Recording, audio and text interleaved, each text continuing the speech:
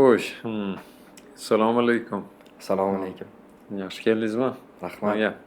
Rahmat. Mikrofonni ozgina to'g'rilab oldimmi? O'ynab aniq qilib. Xo'sh,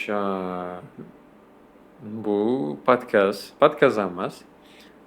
Ikkita cyber security, IT sohasining ichida yurgan odamlarni suhbati deb qabul qilamiz. O'zimizni tanishtirsak, men birinchi boshlayman. Mani ismim Bobur Akmalovich. Internetda iBack taxallusi bilan mashhur bo'lamiz, Xudoga shukr. Sohamiz IT, aynan cyber security. Shu sohada 6 yildan beri faoliyat yuritib kelamiz. Ozmi ko'pmi o'quvchilarimiz bor. Shu soha bo'yicha ozmi ko'pmi tajribamiz bor. Xo'sh, shunaqa gaplar. Endi Men o'zimni tanishtiraman. Assalomu alaykum yana bir bor. Men kim Zuhradan o'g'li Bahridan, ijtimoiy tarmoqlarda Bahridan 99 taxallusida blog yurgizaman. Kiber xavfsizlik bo'yicha 2 yildan beri blog yurgizaman. O'zim kiber xavfsizligiga 1 yildan buyon o'rganib kelaman. Hali ham o'rganish jarayonidaman. O'zim tanisanglar kerak, Saud Abdulvahid shogirdiman. Hozir xalqaro sertifikatlarga tayyorlanyapman. Zo'r. Xo'p, Sizni o'zingiz savollaringiz men bir qancha savollar tayyorlab kelganman. Bu o'zi suhbat, meni birinchi suhbatim o'zi podkast desak ham bo'ladi, suhbat desak ham bo'ladi. Oldindan aytib qo'yaylik, kamchiliklar bo'lsa uzr, chunki bu bizning birinchi podkastimiz. Keyinchalik to'g'rilanib ketadi bu. Shuni inobatga olinglar. Agar xato gapirib qo'yadigan bo'lsak, mutaxassislar kommentariyada to'g'rilab ketishingizni so'rab qolaman. Rahmat buning uchun. Xo'p, menda ham xuddi shunaqa ahvol. Birinchisi podkastsi, suhbatda ham xatolarimiz bo'lsa uzr. Yaxshi bo'ladi degan umiddaman. Xo'p, savollar sizda. Bemalol beraman siz. Ikkalamiz gaplashib. Men bugungi suhbatimizga bir qancha savollarni tayyorlab kelganman. Bu meni obunachilarim tomonidan menga beriladigan savollar. O'shanga ikkalamiz javob beramiz. Bo'ldi. Birinchisi, kiber xavfsizlikni o'rganishda nimadan boshlash kerak va to'g'ri yo'li qaysi?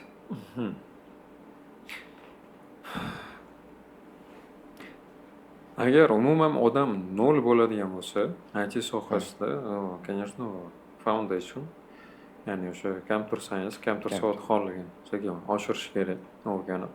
Undan keyin meni o'zimning shaxsiy fikrim, IT sohasini azbukasi bu front-end deb hisoblayman. Chunki dasturlashga birinchi qadamni front-enddan bosgani yaxshi. Sababi u yerda bizda tramplinlar bor.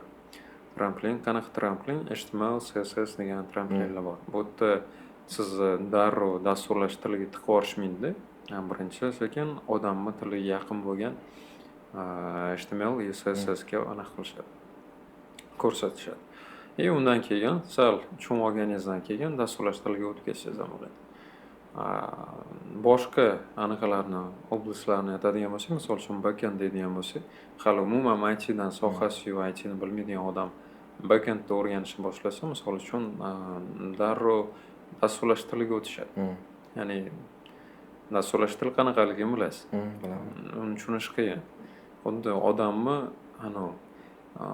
Xitoyga tashlab qo'ysangiz, Xitoy tilini bilmaysiz, hamma atrofingizda nima deyapti, nima qo'yyapti bilmaysiz, xullas boshingiz aylanib ketib qoladi. Labirintga tushib qolgan. Xuddi shunaqa o'zingizni nima deydi, xuddi yo'qolib qolgan odamdek his qilasiz. O'shaning uchun ko'pchilikda dezmotivatsiya bo'ladi, men tushunmayman, nima bo'lyapti deb tashlab ketib qoladi IT sohasini. O'shani oldini olish uchun ham menimcha front-enddan birinchi computer science, keyin front-end, уже menimcha aniqaga o'tgan yaxshi. Nima deydi? Kiber xavfsizligi. Bu xolasi agar. Yo'q, lekin buni ham individual. Ya'ni hamma odamda ham bir xil emas. Bir xil odamlar juda ham o'zlashtirishi, ilib ketishi tez bo'ladi. Srazu cyber security ga o'tib ketsa ham olib ketishi mumkin. Agar aniqani aytadigan bo'lsak, обычный holida takoy ilishi ham aniq o'zlashtirishi sredniy bo'lgan odamlarni aytadigan bo'lsak, menimcha mana boshlagani yaxshi. Baribir individualniy degan человеческий faktor qoladi. Aniq javob yo'q deyman bunga. Nimadan boshlagan yaxshi? Ustoz bilan boshlasa bu proses tezroq bo'ladi. Men ustoz bilan o'rganganim uchun bizda qanaqa bo'lgan? Computer science'da o'rganganmiz. Keyin assembly dasturlash tili o'zi eng qiyin o'shandan bo'lgan, keyin Go dasturlash tili bo'lgan. Backend tushunish uchun, undan keyin kiberxavfsizlikni boshlaganmiz. Unda ham ancha kitoblar o'qiganmiz. The Pen Test Blueprint. O'zi pen testing nima? Shular haqida. Keyin Linux'da o'rganish kerak, Windows'da o'rganish kerak, tarmoqlarda o'rganish kerak. Ketaveradi bu narsa. Operatsion sistemalar o'rganishdi. No, boshlanish shunaqa bo'ladi. Boshlanish ustoz bilan, конечно, tez bo'ladi. Chunki ustoz bu sizga o'zini opitini beradigan odam bo'ladi. O'zini tajribasini, o'zi bosib o'tgan yo'lni, o'zini xatolarini sizga aniq yetkazib beradi. Misol uchun, siz u xatoni qilmaysiz, ustoz o'zi qilgan o xatoni, o'shaning uchun opitini beradi, mana bunaqa qilasan, to'g'ri bo'ladi. Ancha vaqtdan yutasiz. No, o'zingiz qiladigan bo'lsangiz, agar o'zingiz o'rganadigan bo'lsangiz, shuni teskarisi bo'ladi. Ya'ni har bitta xatoni o'zingiz qilib chiqishingiz kerak bo'ladi. Ancha vaqtdan yutkazib qo'yasiz u narsaga. Qancha ko'p vaqt ketsa, bunga odamning shuncha motivatsiyasi pasayib ketadi-da. O'sha hech qilib qancha ko'p vaqt ketsa, bunga odamning shuncha motivatsiyasi pasayib ketadi. Buni ham bilish kerak. Xo'p, siz o'rgangan narsalar, lekin buni ham to'g'ri podxod, misol uchun. Assembler dedingiz, assemblerda qiynalib ketmagan. Bitta qiynalib ketganmiz, u bitta dunyoni chiqarish uchun. Salom dunyo chiqarish uchun 15 qator kod yozish kerak bo'ladi. Uni Pythonda bir qator bilan chiqarib qo'yasiz o'zi. Shunaqa. Endi assembler ham bizda eng eski tillardan, birinchi prarodichlardan bittasi. Anaqasi o'shani hisoblagan. No, ba'zi uchun yaxshi uni o'rganamiz. Xo'sh, savolga javobimiz individual. Hammada har xil. Bir xil odamlar umuman noldan boshlashi kerak, bir xil odamlar shundoq cybersecurity'ni o'zidan boshlasa ham olib keta oladi. Shunaqa. Xo'p, keyingi savolim, keyin mana kiberxavfsizlikni o'rganishga qanaqa kompyuter kerak? Notebook yaxshimi yoki personal kompyuter yaxshimi? Uni mощности qanaqa bo'lishi kerak? Ko'pchilik o'ylaydi, IT'da o'rganishga, kiberxavfsizlikni o'rganishga o'ta kuchli va qimmat qurilmalar kerak deb o'ylaydi. Bu qanchalik to'g'ri? Mani fikrim bo'yicha aytadigan bo'lsa, men o'zim IT'ni mana bunaqa bir 10 yillik dinozavr kompyuterda boshlaganman-da. Voобще eski edi. Chirib ketgan edi. U kompyuterga qarab bo'lmas. No, o'shanda boshlaganman, xudoga shukr. Chidab bergan, ishlasa bo'lgan. Aytmoqchimanki, bizga unaqa super kompyuter kerak emas. Ishlashimiz uchun. Legendarniy hakkerlar ham, Kevin Mitnick ham qanaqa kompyuterdan boshlagan. Shunaqa. Обычный qadam. No, aytmoqchimanki, ozgina mablag', misol uchun $200 kompyuterlar ham bizga bo'ladi ishlashga. Bunaqa kosmический narxdagi kompyuterlar yoki devicelar bizga shart emas boshlanishga. Boshlanishiga xarakteristikasini aytib keta olamizmi? Misol uchun, Core i5 bo'lsin, 8 GB RAM, shuni o'zi yetsa kerak. Video karta o'zini notebookda video kartasi yetadi. To'g'ri, Core i5 yangi pokoleniyalar, 12, 11, 13-pokoleniyalar o'zini yaxshi ko'rsatyapti. Ularni ham bemalol qilsa bo'ladi. Video karta shart emas, misol uchun. Video karta o'sha grafический, o'sha irisli ham boshqasi ham bo'laveradi. Bizga eng главный narsa bu operativka, ya'ni AZU prosessor bo'ladi. Shu narsa. Hozir $200-300 normalniy notebooklar tiqilib yotibdi. Boshlanishiga, daromadga chiqquncha, undan keyin boshlanishiga bemalol xizmat qilib beradi. Ya'ni aytgan narsangiz to'g'ri eslatib ketdingiz, Kevin Mitnicklarni. Ularning davrida bunaqa hozirgidek ham bo'lmagan. Texnologiyalar bo'lmagan. Amallashgan legendarlik bo'lib. Shunaqa. Bu qancha vaqtda o'rganishda hozir gaplashib ketdik o'zi. Odamni o'ziga bog'liq. Kimdir tez oladi, kimdir sekin oladi. O'ziga bog'liq. Standartniy vaqtini aytib ketaylik. Standartniy. O'zi 10,000 soat deyilganda, bitta sohani mutaxassisi bo'lishingiz uchun 10,000 soat vaqt ajratishingiz kerak. Shunaqa. Xo'p, junior darajada bo'lish uchun qancha vaqt kerak o'zi? O'zbekiston sharoitida 0 deb olsak bolani, umuman IT dan ham xabari yo'q, kompyuterdan ham xabari yo'q. Xo'p, agar Bizada bitta narsani sohani professionali bo'lish uchun 10,000 soat deydigan bo'lsak, 10,000 soat bu senior hisoblanadi. Уже 5,000 dan уже middle'ga 4,000 5,000 dan middle'ga boshlanadi. Junior oladigan bo'lsak, bu где-то 1,5 2,000 soat bo'ladi. U yog'i oddiy matematika. Kuniga qancha ko'p vaqt ajratsa shu sohaga, shuncha tez o'rganadi. Misol, kuniga 4-5 soatdan ajratadigan bo'lsa ham shu sohaga misol 3-4 soat deylik, где-то 8-9 oy. Agar shu narsaga asoydil qiladigan bo'lsa, 8-9 oy vaqt ketadi. Oddiy matematika. O'rganish jarayonidagi xatolar nima deb o'ylaysiz? U hamma bosib o'tish kerak bo'lgan prosess u. Ularsiz iloji yo'q. Xatolarsiz o'sish bo'lmaydi, progress bo'lmaydi. Именно xato qilish kerak. Именно xato qilsa odam o'sadi. Bo'lmasa o'smaydi. Mana o'rganish jarayonida bir narsa o'xshamadi, odam demotivatsiya bo'lib qoladi. Qilgisi kelmaydi, hafsalasi sovib qoladi. Shunaqa vaziyatda nima qilish kerak? Motivatsiya qanaqa motivatsiyalarga bog'liq. Bu narsa endi nimani motivatsiya qilib olganiga bog'liq o'zi. Misol, oddiy pul topishmi yoki hayotini o'zgartirishmi? Katta maqsadlar bormi, kelajakda karyera qilishmi, boshqami, oilasimi? Oilasini misol uchun ko'pchilik misol yo'qchilik sharoitida bo'ladi, o'zini oilasini yo'qchilikdan olib chiqmoqchi bo'ladi. O'shani motivatsiya qilib olganman. O'sha narsalarga ham bog'liq. Agar motivatsiya to'g'ri tanlangan bo'lsa, ya'ni maqsad to'g'ri qo'yilgan bo'lsa, menimcha dismotivatsiya bo'lmaydi. Chunki men o'zimdan qiyos qilib ayta olaman. Men IT'ni o'rganayotgan paytim, mana shunaqa sohani o'rganayotgan paytim, krizis paytim bo'lgan. Ya'ni umuman pul yo'q, bola chaqani boqish, oilani boqish kerak, xullas yordam berish kerak. Iloji ham bo'lmagan boshqa. Ham karantin bo'lgan orada. Karantinni hisobiga ko'chaga chiqib ham ishlamagansiz.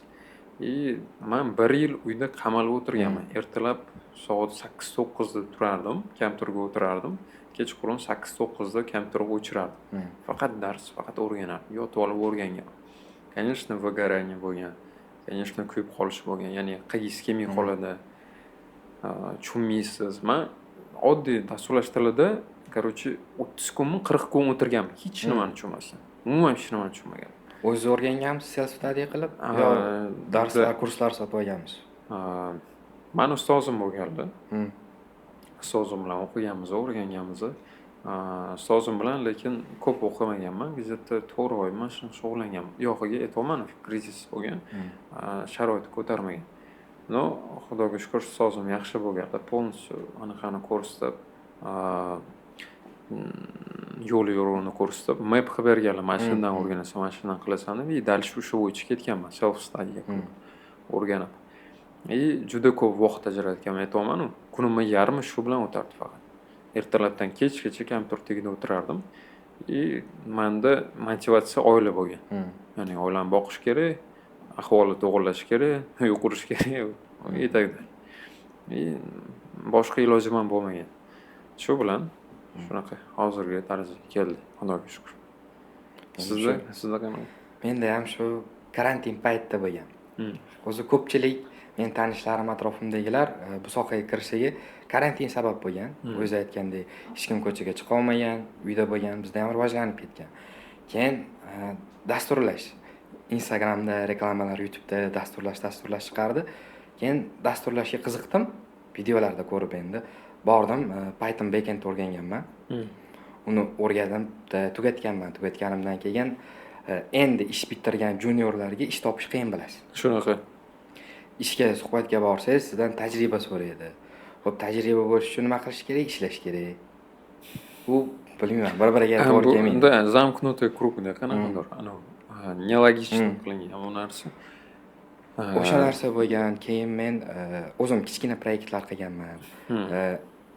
Tog'amlarga Telegram bot qilib berganman, narsani zakaz qilishdi.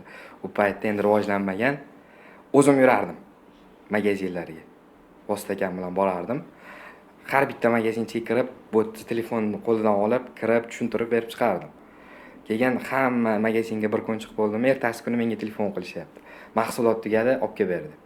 Lekin tayyor bot bor ularda, ishlatmagan. U rivojlanmagan. Undan keyin dasturlashga qiziqishim so'nib qolgan. Pasaygan. Pasaygan. Bu yoqdan ish muammosi, bu yoqdan o'zingiz proyekt qilgansiz, o'zingiz proyektlaringiz o'xshamagan. Keyin undan keyin kiber xavfsizligiga qiziqib qolganman. Nimaga? Bizda ko'p kiber jinoyatlar ko'p bo'ldi. Kartalardan pul o'g'irlandi. Ko'pincha yosh kattalarda bo'ldi bu holat. Shuni oldini olish uchun men kiber xavfsizlikka kirganman. O'zimni hissamni qo'shay, nimadir qolsin mendan deb. Meni birinchi qo'llab-quvvatlagan dadam bo'ladi. Nima desam, xo'p deb qo'llab-quvvatlagan. Buning uchun katta rahmat aytaman dadamga. Shu paytgacha qo'llab keladi, hozirgacha nimaga qiziqsam, o'sha narsani qilishimga ruxsat bergan. Shuning uchun katta rahmat aytib qolaman, shu vaziyatdan foydalanib. Zo'r. Молодец. Hozir ham o'rganish jarayonidaman. O'sha xalqaro sertifikatlar olaman dedim, unga ham qo'yib berdi dadam. Mayli ishlamasang ham tayyorlan dedi. Hadingiz ishonchi katta ekan sizga. Xudo xolasa ishonchini oqlaymiz. Oqlaysiz, xudo xolasa. Xo'p, ma'lumot olsa-ki bir jinoyat. Mana shu narsaga men bitta narsani aytib ketmoqchiman. Men haligacha hayron qolaman. Nimaga bizda kiber jinoyat rivojlanmagan ekan? Chunki bizda odamlar juda ham sodda. Juda ham sodda. Mana shu narsa bo'yicha. Bizda karta yozib bersangiz, puli anaqasi bilan aytasiz-da, paroli bilan berib yuborasiz-da. Necha 4 ta 7 ta 4 ta 1 4 ta 2 tag'in hamma kartada bir xil hammada. Tushunmay qolasiz nimaga bizda ana kiber jinoyat rivojlanmabdi. Yo'q, rivojlanmasin ham. Prosta aytmoqchimanki, odamlarni ogohligini bu narsaga sal pishirish kerak odam. Bizani o'zbeklar. Chunki juda ham slishkim sonda bu narsa. Hamma emas, endi ma'lum bir qismi. Ko'pchilik. Meni o'zimni DM'imga juda ko'p keladi bunaqa zaprosimiz ham, iltimoslar. Yaqinda o'zimni bitta tanishim yozyapti. Короче deydi, men bitta narsaga o'zim bilmay qilib qo'ydim deb menga yordam bering deyapti. Nima bo'ldi desam, unga kimdir yozgan, biz mana shunaqa uzumdanmizmi? Uzummi yoki bir nima dedi. O'sha onlayn magazin. Onlayn magazin, короче bizga uyda o'tirib ishlaydigan odamlar kerak. Pul to'laymiz sarlaganiga. Nima qilish kerak desa, layklar bosib chiqasan bo'pti. O'sha qanaqadir elektronikaga layklar bosib chiqasan, biz senga o'sha bosganingga biz pul to'laymiz. Boshida layk bosgan, 30 ming tashib bergan, 100 ming tashib bergan, keyin 300 ming tashib, 400 ming tashib berdi. Hamma 10 ta odamni gruppaga yig'ibdi. Короче, hammaga pul tashlagan boshqaga. Keyin ikkinchi zadaniya deganda, ikkinchi zadaniyaga o'tish uchun faqat sizlar pul tikishingiz kerak. Pul berganda boshida qiziqtirganda, keyin o'sha pul so'raydi. 1 million tashlash kerak. 1 million 200 ming shunga tashlash kerak. Bo'ldi degan tashlagan 1 million 200 tashisa, yo'q, u kamlik qiladi. 4 million tashishing kerak dedi. Tipa, o'sha u yoqda o'ylanib qolganda u. Tashishim kerakmi, yo'qmi? Lekin o'sha kech, o'sha yeb qo'ygan. U kartasiga tashagan shotni qaraydigan bo'lsa ham, odam O'zbekistonda emasdan. Prosta sodda odamlar ko'p bizda. Shu narsaga tayyorlash kerak odam. Yo'q, firibgarlar ham rivojlanib ketyapti. Boshida qanaqa edi? Link yuborardi, phishing. Misol uchun sen 10 million yutib olding derdi. Shunaqa. U 1-2 yil oldingi narsa, 10 million yutib olding derdi. U link yuborardi, yo klikniki, yo qaysidir bankniki edi. Linkni ustiga bossangiz birga bir bo'lardi. Lekin tepasida nimasi boshqa, URL boshqa bo'ladi, ko'rinishi front-endi bir xil. Keyin karta ma'lumotlarini kirgizsa, o'sha uxlaydi. Shunaqa bayramlarda особенно keladi. Eslasam bayram. Qanaqadir bayram, yangi yil sovg'asi yoki qanaqadir yana bayram. Plus povod bo'lganda, rivojlanadi, конечно, bu. Rivojlanmasdan iloji yo'q, odamlar joyida turmaydi. Bizda ko'p mashinniklarni anaqasi keladigan joyi Yevropa, Amerikadan-da. U yerda nima bo'lsa, bu yoqqa ham sekin shu narsa keladi. Lekin o'sha odamlarni ham shuncha rivojlantirish kerak. Anaqasini bu narsaga immunitetini hosil qilish kerak. Shuning uchun, misol uchun men ham blogimda shuni yoritib berishga harakat qilaman. Lekin aldanib qolmanglar deb chiqargan videoyingiz unaqa ko'p ko'rilmaydi-da. Eng alam qiladigan joyi shu. Shunaqa. Manda-chi sal boshqacharoq. Manda agar qara, mana bunaqa usullari bor sana aldash, mana bunaqa narsani qilmagin deb gapiradigan bo'lsam, menga aytishadiki, "Aka, o'zingiz ko'rsatib beryapsiz-ku" deydi. Nima qilishim kerak men endi? Endi olovni ikki xil yo'lda ishlatsa bo'ladi. Yo odam isitib jonini saqlab qolsa bo'ladi, yo yoqib yuborsa bo'ladi. Uni har doim to'g'ri tushunish kerak, to'g'ri qabul qilish kerak. Men misol uchun sahifamni yoki akkauntimni faqat yaxshi odamlar uchun ochiq qilib qo'yib, yomon odamlar uchun yopib qo'yolmayman. U bilim u. Menga glavniysi odamlar ogoh bo'lishi kerak mana shu bo'layotgan narsa.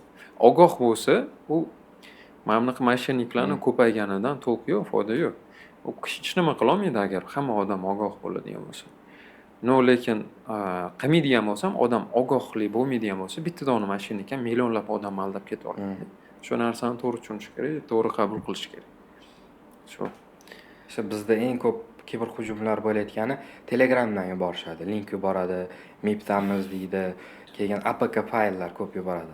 Mana Androidga. Androidga. Qara, seni rasmingni topdim. Eski rasming bor ekan degan. Keyin dokument sifatida kelgan ko'pi APK fayl. Shunaqa. Endi unaqa viruslar hozir ko'p, rosa ko'p. Mana nechta tanishim, 3 ta, 4 ta tanishim tashladi nimaga APK fayl. Sirazu o'chirib tashlaymiz. Nima qilish kerak deb o'ylaysiz? Shunga aldanib qolmaslik uchun. APK fayllarga iOS olish kerak, iPhone. Yo'q, endi iPhone ochmaydi u narsani, to'g'ri, iPhone zashtasi bor. Androiddan aytadigan bo'lsak, u yana o'sha narsa. Faqat ogohlik, umuman boshqa iloji yo'q. Odam biladigan odam u narsani kirmaydi ham, ochmaydi ham. Tasavvur qiling, sizga neznakомый odam просто tashlayapti. Yoki sizni tanishingiz hech nima yo'q, yo'q, B yo'q, просто tashlayapti. Shunaqa fayllar. Сразу уже tushunish kerak-da odam. Demak, buni взлом qilishibdi. Demak, bu mошенник. Tudiyum, so'ng сразу aniq qilish kerak. O'chirib tashlash kerak, o'ziga telefon qilish kerak. Buni ham ogohlikdan keladi-da. Agar odam bilmasa, bu narsadan xabari bo'lmasa, ochaveradi, конечно. Boshqa yo'li yo'q. Faqat odamlarga mana shu immunitet hosil qilish kerak, siz aytganingizdek, ko'rsatish kerak. Mana shunaqa narsalar bo'layotgan.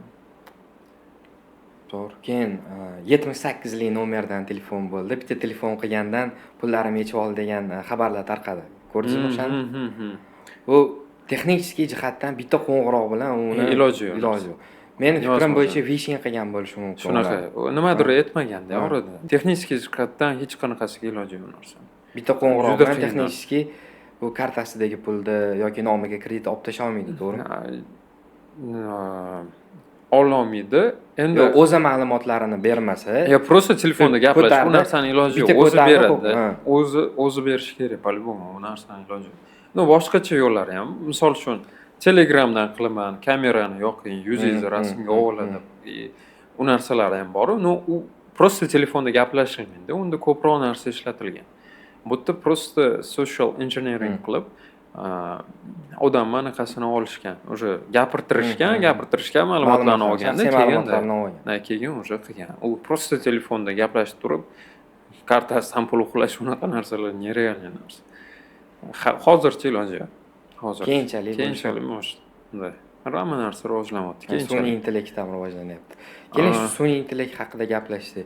Sun'iy intellekt xavflimi yo xavfsizmi? Kiberxavfsizlikda o'rni qanaqa? Sun'iy intellekt xuddi boyagi aytgan olov degan narsa-da-ku. Yaxshi qo'lda bo'lsa, yaxshi foydali, yomon qo'lda bo'lsa, yomon. Yaqinda video qildim. Sun'iy intellekt orqali seni ovozingni o'g'irlash mumkin degan. Misol uchun, uni ham mошенникlar ishlatyapti. Qanaqa qilib birinchi gaplashadi, social engineering qiladi, доверияsiga kiradi, keyin ovozli xabar jo'natadi odam. Ishongandan keyin ovozli xabar yuboradi. Uni ham ko'pchilik bilmaydi, nima bo'ladi ovozli xabar yuborsam, голосовой yuborsam deb. Yuborganidan keyin uni ovozini olishadi, o'sha qanaqadir sun'iy intellektlarga qo'yishadi. U sun'iy intellekt xohlagan tekstni uni ovozida gapirib beradi. Misol uchun, "Oyi, men avariyaga tushib qoldim, menga pul kerak" deb oyisiga jo'natadi, boshqa qiladi. Oila a'zosi yoki любой bitta yaqin, bliskiy odamlardan aniq qilishadi. pul vmagacha qolishadi mashinist bilan. Ya'ni o'sha aytganda agar oyi avariyaga tushib qoldim, birovni anaqasidan yozyapman, menga yordam kerak, yo bu yoqda anaqa qiladigan bo'lsa, ota-ona ham mandrash bo'lib, o'zi qanaqa berib qo'yganini bilmay qoladi. Misol bitta yo'li buni ogoh bo'linglar. Ha, o'rgatayotganim yo'q, men ogoh bo'linglar deb aytyapman bu narsani. Xo'p, yana qanaqa yo'llari bor? Deepfake bor.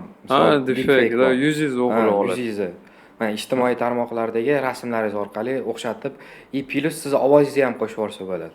Shunaqa olib xuddi video qilib jo'natadi. Da, как раз yaqinda anaqa sun'iy intellekt bilan agar ko'rgan bo'lsangiz, videolar yuribdi o'sha. Ha, yuribdi. Ana intervyu olayotganlar, o'sha narsa. O'zbekcha varianti ham chiqdi. Da, ko'rdim. Уже qanchalik rivojlanib ketdi-da, o'sha bu sun'iy intellekt chiqqaniga где-то 3 yil, 4 yil bo'ldi-da, misol unaqa ko'p bo'lmadi. Karantindan keyin chiqdi. Bu narsa kuchaydi. Lekin o'sha 3-4 yilda qarang qanaqa progress. Birinchi agar sun'iy intellektni eslaydigan bo'lsak, normalniy narsa qilib bera olmas edi. Videolar ham ana bir-biriga yopishib ketgan, 15 ta qo'li bor, 15 ta barmog'i bor, mana shunaqa bo'lib ketgan edi. Agar hozir ko'radigan bo'lsak, oradan qancha arzimagan 2 yil o'tdi, o'sha 2 yilda progress juda katta. Odam bir qaraganda bilmaydigan, sezmaydi sun'iy intellektmi bu yoki real hayot. Дальше только rivojlanib ketaveradi bu narsa. Qo'rqish kerak ham. O'shaning uchun ogoh bo'lish kerak, bu narsani ishlatish ham o'rganish kerak. Bu kimni qo'lidaligiga bog'liq, deb aytganingizdek. Kimni qo'lidaligi bor. Deepfake'dan endi rivojlanayotgan paytda 2022-yilda Misrda bitta qiz o'zining joniga qasd qilgan. Uni yuzini olib boshqa tanalarda qo'ygan. U sharmandachilikni ko'tara olmasdan o'zining joniga qasd qilgan. Shunaqa. Men shu haqida video chiqardim yaqinda. Hozir Telegram bot orqali ham deepfake qilish mumkin-da. Ijtimoiy tarmoqlarga o'zingizlarning rasminglar va videolarda joylamanglar. Iloji boricha ayol qizlarimiz deb video joyladim. Nimaga desangiz, Telegram botga rasmini tashlaydi, uni kiyimsiz holatda chiqarib beradi. O'sha videoni chiqardim, kommentariyada nima keldi deb o'ylaysiz? Qanaqa yozishdi deb o'ylaysiz? Nima o'rgat? Yo'q, kommentariyada jinni sang'ila ham ko'p bizda aytadi, bu normalniy narsa yozishmagan menimcha. Alam qiladigan joyi botning nomi nima dedi. Men nima haqida gapiryapman, ular nima haqida gapiryapti. Shunaqa. Bu saviya nima bitta. Saviyali qatlam ham bor, saviyasiz ham bor deymiz-da, men afsus. O'shalarni biz bir qanaqadir rivojlantirishimiz kerak, ongini ham bilimni to'g'ri maqsadda ishlatish. Biz birga rivojlanishimiz kerak. Biz hozir bu yerda o'tirib, o'zimizdan aqlli ideya olib turib gapirayotganimiz yo'q. Buni ham inobatga olinglar. Chunki hozir bu gapimizdan keyin sen o'zingdan kimni yasab olding? Shunaqa turib keladi-da. Shunaqa. Endi biz botga faqat o'sha bilim almashgani, bo'lishgani kerak. Biz o'zimizda bor narsani berishga harakat qilyapmiz. Shunaqa. Nafaqat bu, prosta oddiy suhbat, ikkita odam ham suhbat anaqasi bo'yicha. Sun'iy intellektda kiberxavfsizlikda yaxshi jihatlari ham bor. Katta ma'lumotlarda real time'da analiz qilsa bo'ladi. Shunaqa. Big data anaqasida. Lekin ko'p siz aytganingizdek kimni qo'lidaligiga bog'liqda men ham video chiqardim. ChatGPTga yozdim. Android telefonni qanaqa hack qilsa bo'ladi deb. Keyin u aytdi, yo'q, bu noqonuniy hisoblanadi deb. Keyin men unga boshqacha savol berdim. Ha, u boshqa joydan olib kirgansiz. Aytdim, men o'zim Android qurilmamni hack qilib qo'ymasam uchun nima qilishim kerak dedim. U menga shu narsalarni qilma deb turib javob berib qo'ydi. Osongina sun'iy intellektni manipulyatsiya qilsangiz bo'ladi hozir. Shunaqa, uni ham aldash yo'llari bor. Sun'iy intellektda endi menimcha unga hali bunaqa kelmaydi. Ya'ni zaproslarga отмена qiladigan narsa, ya'ni himoyani bu darajada kuchaytira olmaydi menimcha. Kuchaytiradi, lekin ularga ham nima deydi, ziyon ham bo'lib qoladi. Odamlar o'sha kamroq foydalanadigan bo'ladi. Yokida, misol uchun, hozir bizda DeepSeek bor, GPT bor, yana bir nimalar chiqib ketyapti. Grok AI bor. Qaysidir anaqani kuchaytiradigan bo'lsa, odamlar boshqasiga o'tib oladi. Уже. И boshqa искусственный intellektga o'tgandan keyin ularga minus bo'ladi. O'shani hisobiga ham bu narsani qilmasa kerak. Chunki o'ziga ziyon bo'lib qoladi. И o'sha hali ham o'sha gap. Kim qo'lda bo'lsa shunaqa. Mayli, bu savolni yoritdi, keyingisiga anaqa qolaylik. Eng qizig'i, mana hacker deganda ko'pchilik yomon odam deb o'ylaydi. Bitta qorong'u xonaga kirib, kashunkan kiyib olib o'tiradi. Nimaga unaqa fikr kelib qolgan yomon odam deydi hacker degan? Kino, Gollivud aytlar.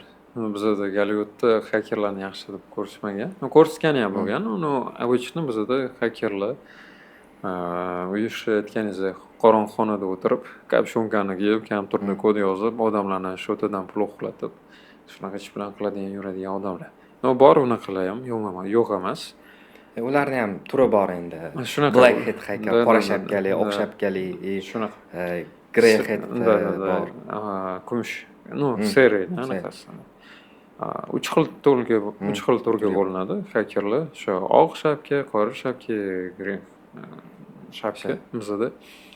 Xo'sh, oq shapka bizda ethical hakerlar, ya'ni odobli hakerlar, o'zbekchasiga axloqiy hakerlar. Axloqiy, odobli.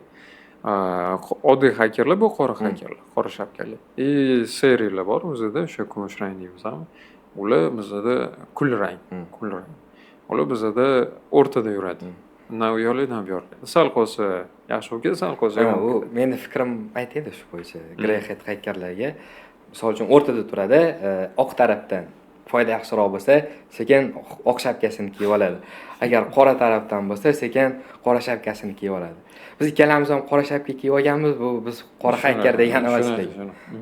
Biz oq shapka. Biz axloqiy hacker. Ethical hacker.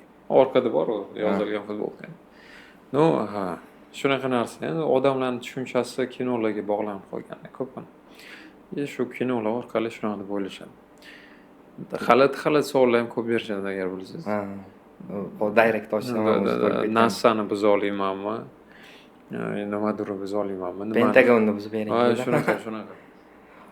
O'zi kinoda ko'rganimizdaqa u bitta knopkani bosib qo'yib, bitta tizimda buzish u darajada oson emas-da, balki hafta, oy, yillab ketadi-da. O'zi real hackingda. Oddiy brute forcing o'ziga agar qiyin bo'ladigan bo'lsa, u oylab ham turadi, misol uchun. Anaqa. Qiyin narsa. Uni odamlar xayolida, endi buni ham aytayapman, u Gollivud sababida. Kinolar sababida bitta knopkani bosasiz, hacking qilish uchun oylab tayyorlanishi. Ham social engineering tarafidan, ham OSINT tarafidan, ham bu yoqda hacking tarafidan ham полный tayyorgarchilik bo'ladi. U жесткий tayyorgarchilik kerak bo'ladi. Oson narsa emas, odamlar o'ylagandek. Shunaqa. Nimaga hozir kiberxavfsizlik dolzarb sohalardan biri bo'lib qoldi?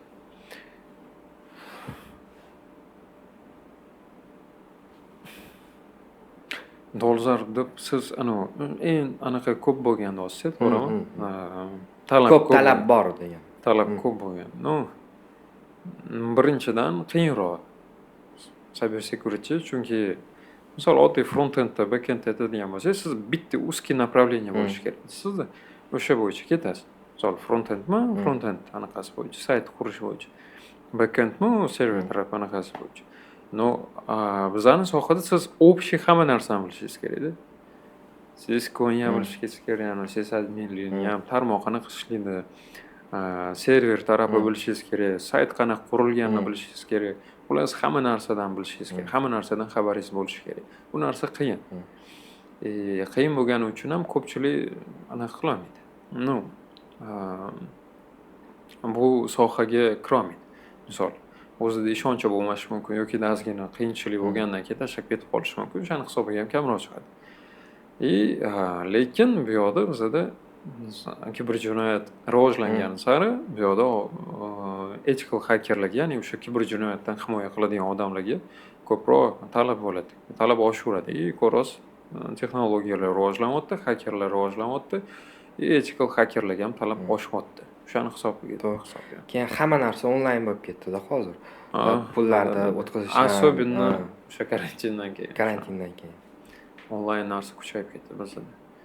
Shuning uchun talab ham ortib ketdi. Shunaqa, shu savolga javob shu. Hozir bizda o'zimizda O'zbekistonda internetdagi asosiy tahdidlar, hujumlar nimalardan iborat? Asosiysimi?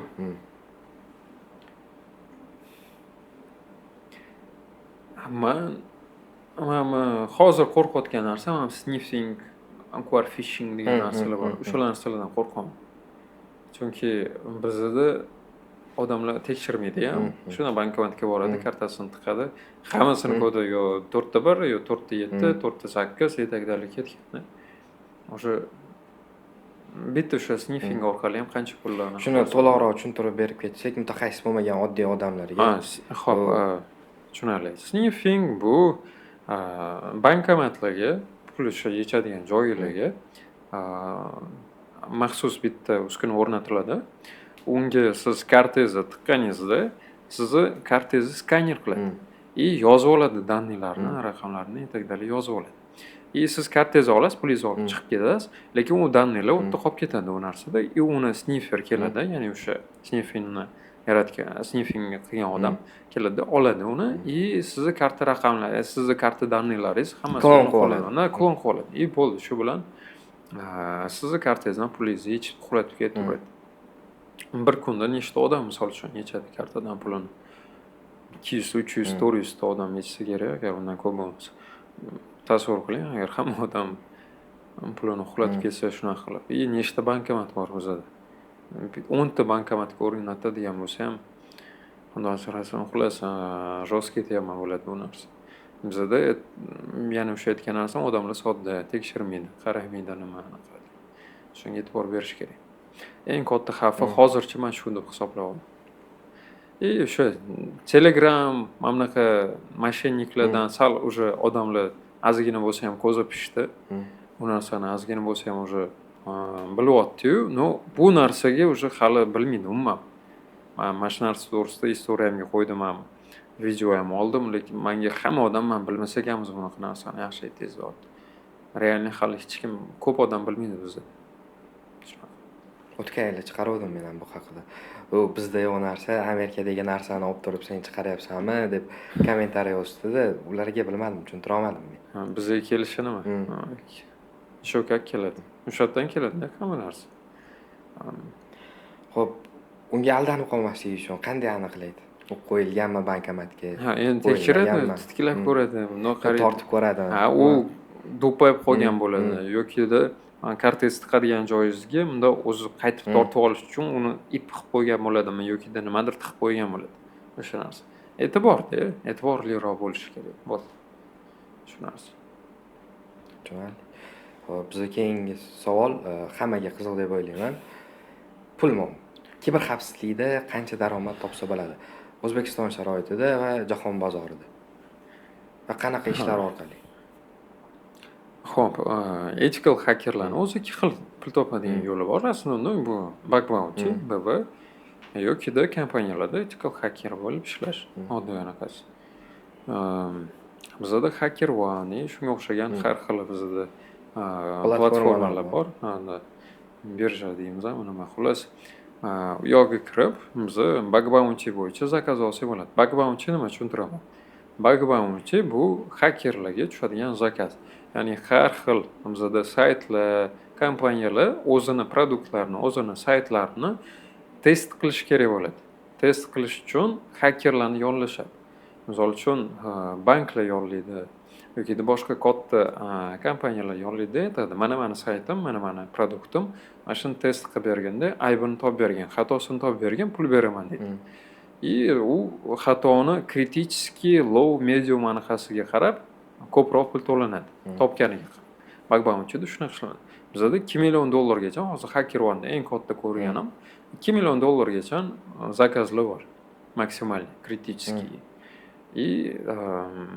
Eng kichkinasi o'sha bir $200, $300 boshlanadi, dальше ketaveradi. Sredniyam $10,000 ham bor, $7,000, $15,000, $200,000 ham xullas ketaveradi. Anaqasiga qarab, darajasiga qarab. O'zingiz ham bug bounty bilan shug'ullanasizmi? Shug'ul 3 yil oldin bu narsa bilan qildik. No, hozirda shogirdlarim shug'ullanyapti. Уже men charchadim. Men vaqti bo'lmadi o'sha. Nima sababiga? Fizически vaqt yetmabdi bu narsaga. Baribir bug bounty qilishingiz uchun siz ertalabdan kechgacha o'shani tagida o'tirishingiz kerak, analiz qilish kerak, tekshirish kerak, ishlash kerak. Menda hozir fizически bu narsaga vaqt yo'q. Hozir proyektlar bilan bandmiz, o'zingiz bilasiz. O'shaning uchun hozir shogirdlarga topshirganman, shogirdlar qilyapti. Atak bu narsa bilan shug'ullanganmiz. Ancha yurganmiz shu narsani qilib, ko'p zakazlar qilganmiz. O'zi qancha daromad topsa bo'ladi? Shu savolga javob bermadik hali. Bug bounty'danmi yo? Bug bounty и pen tester. O'zbekiston sharoitida endi kiberxavfsizlik sohasini bitirib chiqqan bola qancha daromad topa oladi? Endi bitirib chiqqan bo'lsa, endi uni ham qattiq bitirgan, qanaqa darajada o'rgangan, o'sha narsasi ham bor-ku. No, bug bounty'dan oyiga stabilniy endi neopitniysi bir minlar topsa bo'ladi. Minlar, bir oyda. Faqat fokusini shunga qarab. Faqat fokusini shunga qarab. Bu bitta o'zimi yoki jamoa bilan ishlabmi? Jamoa bilan baribir osonroq, rezultativniyroq, o'zi ishlash qiyinroq bo'ladi. Bu $1000 topish haqiqatga yaqinmi? Yaqin. Nimaga yaqin emas bo'lishi mumkin? O'zi oddiy aytyapman mana. Low anaqa, endi slabый anaqa 200, 150, 250 mana shunaqa turadi. Misol uchun 3-4 tasini zakazini shunaqasini qilsa ham, kichkina ay bilan topsa ham o'sha 1000 bo'lib qoladi bu narsa. Qiyin narsa emas. Просто fokus shunga qaratish kerak, bu narsani normal o'rganish kerak. Agar opiti bo'lsa, to'g'ri o'rgangan bo'lsa, imonni qayerda bitirgan, kim o'rgatgan, qanaqa o'rgatganiga ham bog'liq bu narsa. U aytasiz-ku, bizda ko'pchilik oddiy boshqa strukturadan oladigan bo'lsa, front-enddan yoki back-enddan oladigan bo'lsa, juniorlar ish topa olmaydi, ish ola olmaydi. Nimaga? Ularni chunki talabga javob bera olmaydi ular. Ular bizda agar вообще aytadigan bo'lsa, chestno aytadigan bo'lsa, ko'p akademiyalar biznes bo'lib yotibdi. Просто keladi, suv quyadi qulog'iga, bo'ldi sen dasturchisan deb chiqarib yuboradi. Конечно, ular ertaga ish topa olmaydi. O'zingizam bilasiz bu narsani. Boshimdan o'tkazgan odam. Shunaqa, конечно, ish topa olmaydi, chunki ular talabga javob bermaydi. Ularga kerakli bo'lgan bilim berilmagan. Xuddi shu narsa. O'ttam, agar kerakli hamma bilim berilsa, xohlasa ishni topib ketadi. Xo'p. Kiberxavfsizlikda o'rganish jarayonida qanaqa kitoblar o'qish kerak o'zi? Kitob o'qish kerakmi o'zi degan savol ham bor. Yo'q, kitob o'qish kerak, albatta. Faqat kiberxavfsizlik emas. Yo'q, o'zi umuman o'qish kerak, kiberxavfsizlik sohasida gap ketyapti. Tak, qanaqa kitoblarda o'qish kerak o'zi?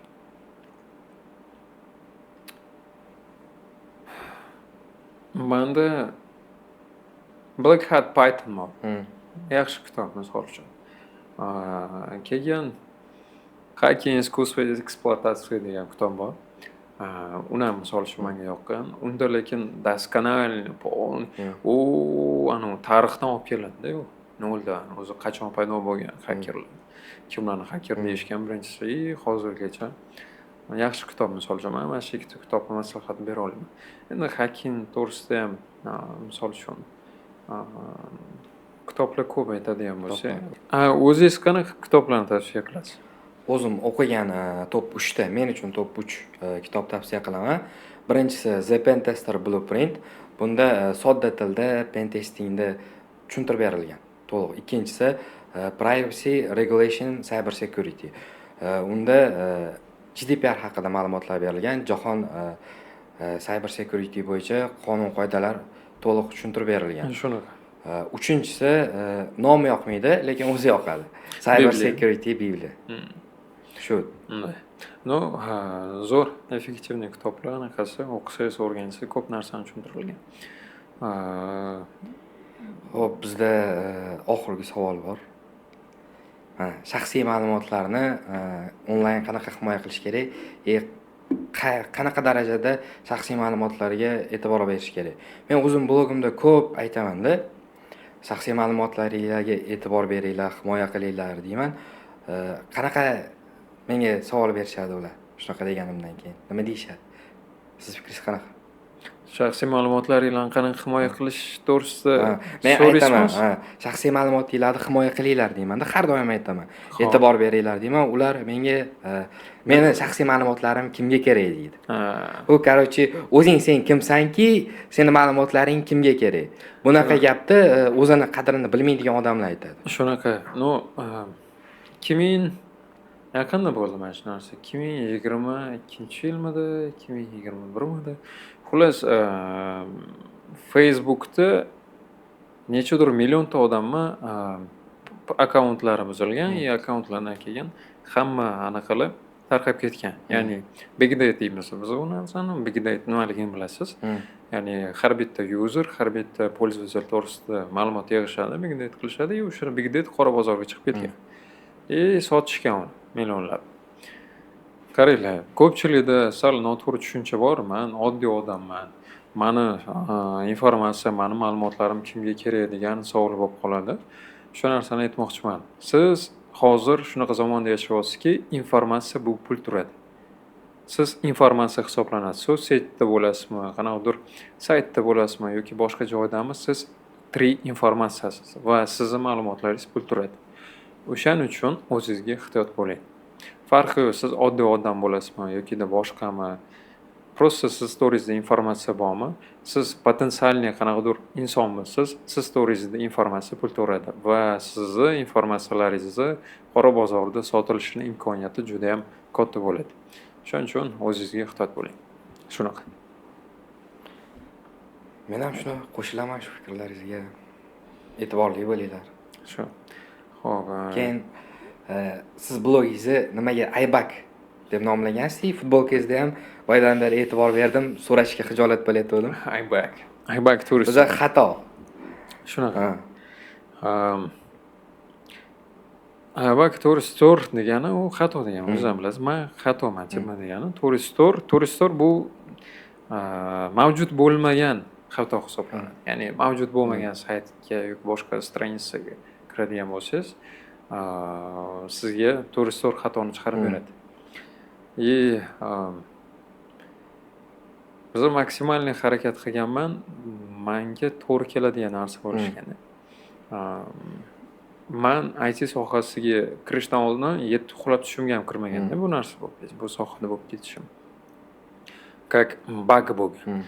Bug в матрице deydi, matrisadagi bug deydi. Shunaqa narsa bo'lganda, chunki men o'zimning yo'nalishim вообще boshqa narsa, umuman boshqa narsadan bir deganda men IT ga ketib qo'yganman, Cyberga. Как matrisadagi bug bo'lgan. O'sha narsani olganman o'zim. Bugda. Mavjud bo'lmagan xato. Shunaqa. Tushunarli, rahmat, chiroyli suhbat bo'ldi. Sizga ham rahmat, mazza qildik. Bu bizni birinchi suhbatimiz edi. Keyinchalik bu yaxshilanib boradi. Agar yana bir bor aytaman, xato kamchiliklar bo'lsa, uzr so'raymiz. Xato kamchiliklarda kommentariyada yozib ketsanglar, bundan xursand bo'lamiz. Keyin eng chiroyli komment yozgan odamga Bobur aka bir qanaqadir sovg'a beramizmi? Beramiz albatta. Faqat bu sirli sovg'a bo'la qolsa, odamlarda intriga bo'lish uchun qanaqa sovg'a bo'lar ekan deyish uchun. Eng zo'r komment yozgan bitta emas, keling ikkita qilaylik. Ikkita odamga ham siz tarafdan ham men tarafdan sovg'a bor, sirli sovg'a. Buni qancha vaqtda aniqlaymiz? Shu video joylangandan keyin. 2 hafta qilaylik. 2 hafta yetsa kerak. 2 haftada xudo xohlasa aniqlaymiz. G'oliblar. Hammaga rahmat. Kamera motor, stop, снято. Bo'ldi.